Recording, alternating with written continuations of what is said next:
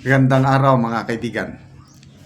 Gusto kong i-share sa inyo ang isang video ni then COMELEC Commissioner Rowena Guanzon kung saan ipinakita niya yung kanyang tapang, talino, grabe, astig, alam, Miriam Defensor Santiago. I just know na pag napanood ni Attorney Claire Castro and Attorney Princess Abante itong video na ito, baka manginginig sila sa takot sa labanan ng mga spokesperson. Inaabangan na natin na I hope matutuloy na maging OBP spokesperson si Attorney Rowena Guanzon. Ito, nakakabilib, Facebook reel posted by Duterte Insight Hub. Ganito katapang, katalino ang magiging spokesperson ng OBP kung sakali. What is your objection according to the rules? Your objection and then you... Okay, so 2019 ito isang COMELEC hearing, may abogado na nagmamagaling na nagko-question doon sa proceedings ng canvassing of votes ba? Nako, grabing walang nagawa yung nagmamagaling na abogado. Pakinggan natin. Cite the rule, please. Your Honor, I am not making an objection. I'm just I making cannot hear you. You know, Your Honor, I'm not making an objection. Generally, I'm just speaking of... Well, you're not allowed to make a speech here and waste our time. I'm not wasting I have been watching you from there for more than 3 minutes.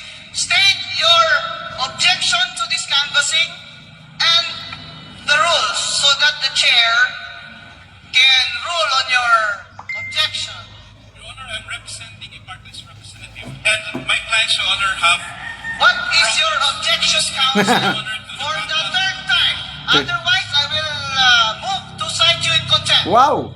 for disrespect.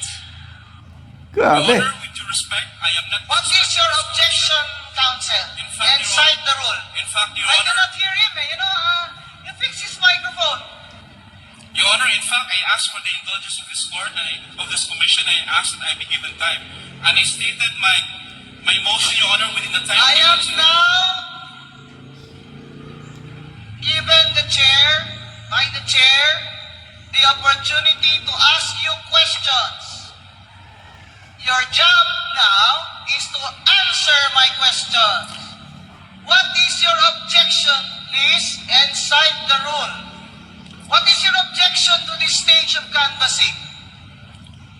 Your Honor, my purpose for stating this No, presentation, Your Honor, I have not been listening to your speech there for 5 minutes, State your objection to this stage of the canvassing and cite the rule. Your Honor, I just made Otherwise, you will have to be seated. I Allah. just made a motion, Your Honor, asking that we be given access to the logs. All right. It's not a motion. Are It's you a motion, Your Honor. That is your objection? That is my motion, Your Honor. It's not an objection. Your objection. Your Honor, I did not make any objection. Are you What- saying that this canvassing is fraught with fraud? Not yet, Your Honor. Mr. Not Caesar. yet? So what is the rule That that is you are why you're citing? asking, Your Honor, that we be given access to the logs. Well, that is not your business Because, this time. You have no standing to ask to open the logs. Your Honor, This is a canvassing and you should state your objection to this stage of the canvassing. well, Your Honor, precisely, Your Grabe. Honor, we are saying... Chair, may I move that this council's microphone be turned off and the marshal should require him to sit down to read the secretary. Your We Honor, have just wasted our time already. I thank you, Your Honor, for the time 3 given. times he cannot cite an objection and a rule. He should be seated. You Your sit, Honor, I believe that... your attorney, you sit down now before you get into trouble. You sit down now so we can continue the canvass. Well, Your Honor, thank you, Your Honor, for giving me time. to Obsec, make my put motion. off his microphone. Thank you, Your Honor. Grabe! Nakakatindig, balahibo, ganyan pala katapang, katalino, ano ba? Hindi mo siya talaga maiisahan. Kung hindi man siya maging spokesperson ng OBP, sana kakandidato siya maging senador para mabuhay ulit sa ating alaala ang late Miriam Defensor Santiago. Sayang, hindi tayo naniwala kay Atty. Guanzon nung bago mag-eleksyon noong 2022. Ang dami niya nang sinasabi again sa Marcos. Marami sa atin ang galit sa kanya noon. Ako, isa na ko. Para bang talagang paninira lang sa Marcos ang kanyang ginagawa ngayon. After 3 years ng administrasyong ito, nakikita natin na totoo pala ang mga sinasabi ni Atty. Rowena Guanzon. At ito pala ang Atty. Rowena Guanzon na ito ang tunay na kakampi ng taong bayan. Kahit dilawan pa siya, no problem. Ang importante yung tapang, malasakit sa bayang ito. At iyan na, nakikita natin kay Atty. Rowena Guanzon. Sana kakandidato siyang senador sa 2028 at ikakampanya ko yan. And I believe, reading from the comments, ang dami ng ang iba nga nagso-sorry kay Atty. Rowena na sorry ma'am, galit ako sa iyo noon. Ako rin, humihingi ako ng sorry kay Atty. Rowena Guanzon dahil galit din ako sa kanya noon. Ngayon, napatunayan niya na siya yung dilawan na may prinsipyo, hindi siya nabibili ng pera, posisyon, whatever. Ang kanya lang is pure heart na nagmamahal sa bayang ito, na lumalaban para sa taong bayan at nilalabanan ang katiwalian. So, magbasa lang tayo sa mga comments ha. Grabe. Kakabilib. Run for 2028 attorney, sabi ni Althea Angik. Toy Gidan, oh my God. You now got me, Atty. Rowena. Melchor Calma. Run, ma'am, we will vote for you.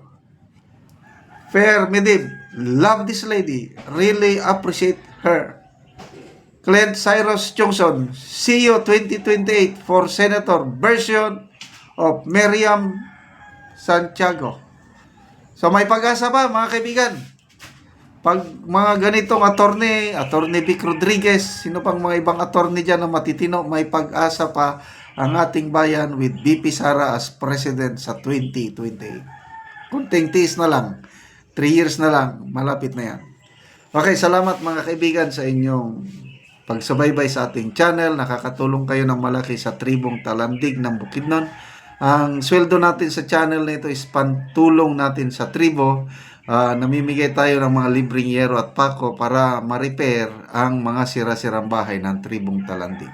Panoorin nyo ang video na ito. Muna ni Angero nga ipanghatag sa mga tao. So, muna ni sila ang tagaan. Muna ni sila.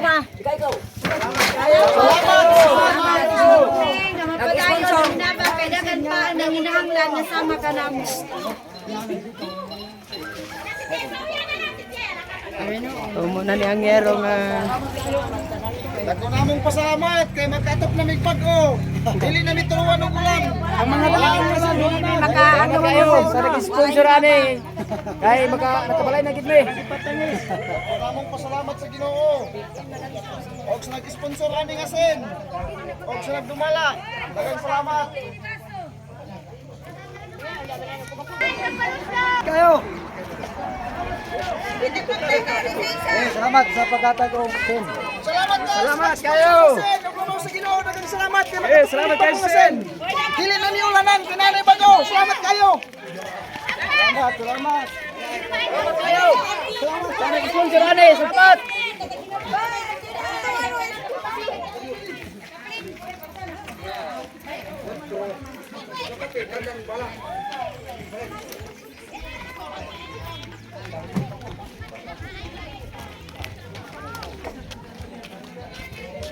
Sige.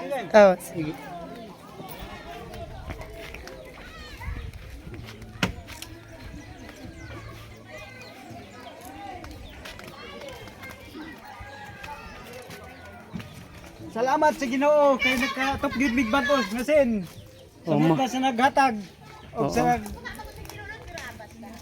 kuan nag ubat ka na mo dire. Sukad pa sa una wa ko'y balay karon pagyud ko nakagbalay nga naay sin panalangin sa Ginoo. Okay, Col. Salamat, Col.